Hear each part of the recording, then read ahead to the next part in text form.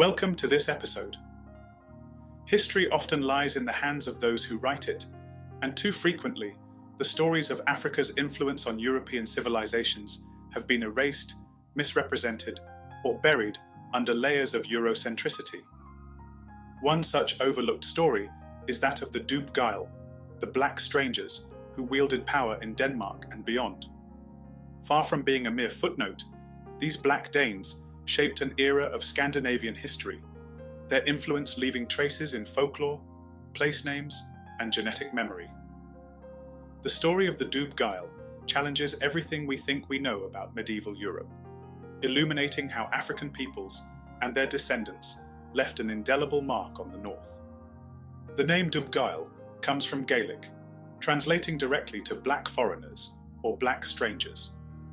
These invaders were distinct not only in their role as outsiders, but in their darker complexion, a trait that set them apart from the lighter-skinned Finngaill, or white strangers of Norwegian origin. As noted by Michael Conran in The National Music of Ireland, 1846, philologists inform us that the compound term Dubh Loch Lanach, or black man strong at sea, signifies the Danes. This description aligns with numerous medieval accounts, where the Dubhgaill were remembered not merely as conquerors, but as an African-identified people who played a formative role in shaping the regions they dominated. The racial distinction between the Dubhgaill and the Finngaill is supported by historical sources that directly describe the Danes as black, in contrast to their Norwegian counterparts. In the London Quarterly Review, 1870, it is recorded, "They were of two races, the white and black strangers, Finngaill and Dubhgaill." Similarly, Saint Berchant, a monk and historian, described the Norwegians as Gentiles of pure colour, while the Danes were consistently referred to as Dub or black. These labels were not arbitrary. They carried weight in defining the power struggles between these groups, as seen in the year 850, when the Dubhgaill captured Dublin, wresting control from the Finngaill. In the annals of Gaelic history, this moment was pivotal, marking the Dubhgaill's emergence as dominant forces in the Viking world. The Annals of Ulster, a chronicle of Irish history, recorded, "In AD 850, the Dubhgaill overcame the Finngaill and seized Dublin, securing their dominance over the Irish Sea." To understand the significance of the Dubhgaill, one must explore their origins. Scholars such as David McRitchie, in his seminal work Ancient and Modern Britons, argue for an African presence in early Europe, stating, "There was a time when the natives of these islands were black." This aligns with the theories of Gerald Massey, who believed that many early European populations had African roots. In A Book of the Beginnings, Massey wrote, "Africa was the birthplace of humanity, and it spread to the north, brought with it the arts, sciences, and leadership that would define civilizations." The term Dubhgaill further reinforces this connection. As Michael Conran notes, Dub means black without any word of hair, underscoring that the description of the Dubhgaill referred to their complexion rather than their hair colour. This distinction is echoed in Gaelic records that describe these people as black Lochliners, black Scandinavians, Dubdanars, black Danes, and Dubgenti, black Gentiles. Such names reflect not only their origins, but their identity as rulers and warriors, whose African ancestry set them apart from other Scandinavian groups. Dieter Brasch, a historian specializing in African-European interactions, further elaborates on this dynamic. Brasch suggests that the Dubhgaill were not transient migrants, but integral to the political and military structures of medieval Scandinavia. The African influence on early Europe was profound and enduring, from architecture to governance, Brasch writes, pointing to archaeological evidence of African artifacts and cultural practices in Scandinavian sites. The rise of the Dubhgaill was not limited to Ireland. After consolidating power in Dublin, they expanded their reach to Scotland and Denmark. As noted in Studies in the Topography of Galloway, 1887, these people are remembered in Gaelic records as Black Lochliners, Black Scandinavians, and Dubhgaill, black foreigners or people.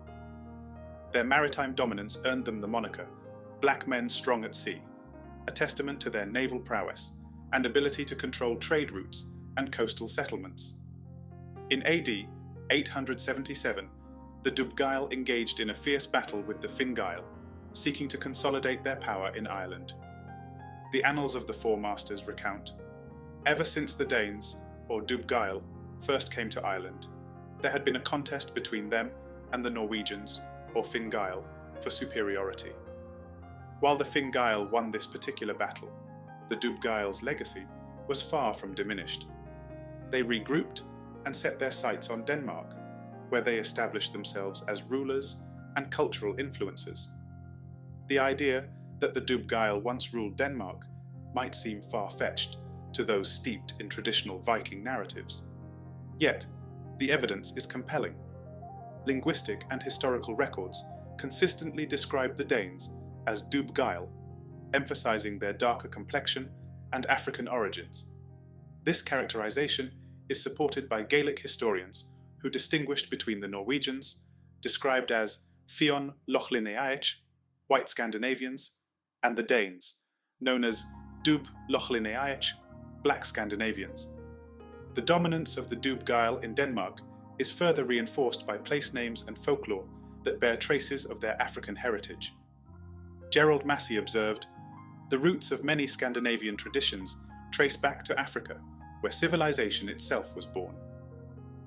This connection challenges the notion that Vikings were exclusively pale-skinned seafarers, revealing a more diverse and complex history. The Dubhgaill's influence extended far beyond their military conquests.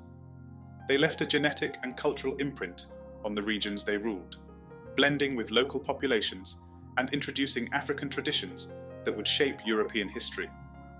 Their story, however, has been systematically erased or downplayed, a fate shared by many African contributions to global history. The term Dubhgaill itself has been misinterpreted over time, with detractors arguing that it referred to dark hair rather than skin. Yet, as Michael Conran asserts, Dub means black, without any word of hair. The consistent use of this term in medieval records, coupled with descriptions of the Dubhgaill as Gentiles of pure colour, leaves little doubt about the Dubhgaill's distinct racial identity. By reclaiming the story of the Dubhgaill, we not only honour their legacy, but also challenge the Eurocentric narratives that have dominated historical discourse. Scholars like Massey, McRitchie, and Brash have laid the groundwork for a more inclusive understanding of history, one that recognises the contributions of African peoples to the development of European civilizations. The story of the Dubhgaill is not just a tale of conquest and dominance, it is a reminder of the interconnectedness of human history. The black strangers who ruled Denmark were more than invaders. They were pioneers, innovators, and leaders who bridged the gap between Africa and Europe. To ignore their story is to deny a vital piece of our shared heritage. As we continue to uncover the truths of the past, let us remember the words of Gerald Massey. History is not a thing of the past. It is with us always, shaping our understanding of who we are and where we come from. The Dubhgaill may have been erased from mainstream narratives, but their legacy endures, a testament to the enduring influence of Africa on the world. For those of African descent today, this ancient history is not just an academic curiosity, but a powerful reminder of black strength, resilience, and global influence long before the colonial period. The Dubhgaill were not victims, but active contributors to the development of Northern Europe, and their story challenges stereotypes and empowers modern Africans, particularly youth, to reimagine their place in world history. By learning about the Dubhgaill, we reclaim a sense of identity and pride in our ancestral legacy. As we move forward, this history can serve as a source of strength, showing that black people have always been central to shaping the world. Reclaiming this history isn't just about honouring the past, but about building a future based on the pride and resilience of those who came before us. The Dubhgaill remind us that the fight for recognition, equality, and justice has deep roots, and it is a fight that continues today. Thanks for watching this episode. Do remember to like, comment, subscribe and share, and look out for the next one on Africa's great civilizations.